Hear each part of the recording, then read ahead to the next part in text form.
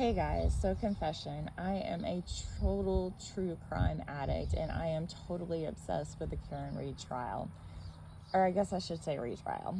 Karen Reed is currently on trial for the death of Boston police officer John O'Keefe. I want to start out by saying thank you for your service, John O'Keefe. He sounds like an amazing human being, and this is a true loss. Prayers to the family and friends that first of all had to go through this and have to keep reliving it as well. I am so sorry. I decided to put this video out in the universe to see what kind of feedback I would get. This scenario may have already been debunked. Y'all, there is so much out there on this case, and it is impossible to catch everything. So I do truly apologize if this has already been put out there and debunked. With that being said, even with all the evidence and experts and everything that has been put out on this case, I still have no clue exactly what happened. I did mention that I'm obsessed, right? So the prosecution is alleging that Karen Reed hit John O'Keefe with her SUV, which led to his death. And the defense is creating some holes in that. And it seems like they also may be leaning towards a possible fight at that gathering that early morning and a possible law enforcement cover-up as well. So this all started when I went back and re-listened to the ARCA expert, Dr. Wolf, from the first trial. And I confess, I did not watch the first trial cover to cover, but I did watch this testimony, and it came out totally credible to me, just because at the time that they put this report and this experiment together, they really didn't have a dog in the fight. They were just given this isolated assignment by the FBI. The group was working with the FBI when the FBI was when the FBI had a separate but related investigation concerning the case. Totally separate from the prosecution, what the prosecution and the defense were putting together. From the ARCA expert's testimony, I learned that they were given photos of physical evidence from the case and asked to use their big science brains to report their findings back to the FBI. From the testimony, they sent copies of their findings to both the prosecution and the defense reached out to them to testify. From my understanding, their assignment was just to use the evidence they were given, which also, from what I understand, was photos of physical evidence found at the scene and John O'Keefe's medical report, to see if the damage to the SUV was consistent to hitting Officer O'Keefe and producing the injuries that they had found on him.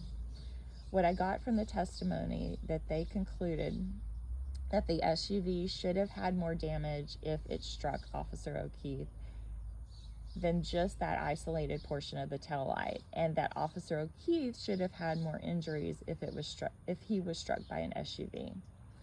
They also took the evidence that they were provided and tried to come up with an answer as far as what may have possibly caused the very isolated damage to the taillight of the SUV.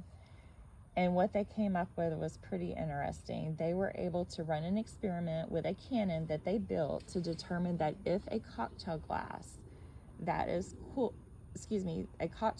is thrown at a taillight that is cooled to 28 degrees at approximately 37 miles per hour, that it would produce comparable damage to the taillight that they had seen at the scene, and also would shatter the cocktail glass as well. Detectives found broken cocktail glass near the body of Officer John O'Keefe and Karen Reed at the scene when they found his body, and Karen Reed also stated in an interview that she had pulled a piece of glass out of John O'Keefe's face when she first found him. The one thing I wish, though, the ARCA experts would have talked about more was what had happened to the cocktail glass after it hit the tail light. Dr. Wolf did testify that it shattered, and I'm assuming that it flew out in all directions. especially if this happened while she was backing up going 24 miles per hour. Unfortunately, there was no witnesses to tell exactly what happened. Karen had stated in an interview that John O'Keefe did have a cocktail glass in his hand when he exited the vehicle when she was dropping him off there at 34 Fairview. If John O'Keefe had thrown the cocktail glass at the SUV while Karen Reed was leaving because he happened to have it in his hand and available at that time, he may have thrown it maybe out of anger or to let him know, hey, I'm back here. And if it shattered the tail light and the cocktail glass, if all of this happened all at once, and if I was in his shoes and if it were coming at me, I may have had some drinks that night, it may have caused me to crouch down, maybe throw up my forearm to block it, maybe stumble back, and maybe slip and hit my head. Could that base piece have maybe even hit him in the right eye, causing maybe a laceration or damage to the right eye, or an injury to the right eye?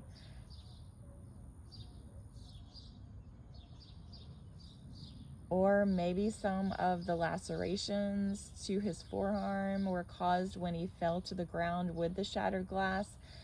It is such a wild puzzle, and I wish they would have talked more about the cocktail glass and what happened to it once it hit that tail light. It did seem like in early interviews that Karen Reed didn't confess to hitting John O'Keefe, but with the blizzard going on and she had had some drinks, that she questioned whether or not she had hit something that night. What if she did hit something? What if she didn't hit something, but maybe something hit her, like maybe a cocktail glass? And if John O'Keefe stumbled and fell back, trying to get out of the way of the reversing SUV and also the shattered glass and tail light coming at him, maybe even the base of the glass hitting him in the face, who knows? It is such a puzzle. But I didn't see any reporting on that piece of it, so I was just wanting to put this out there. Please let me know your thoughts, and I would love to hear your feedback. Thank you so much.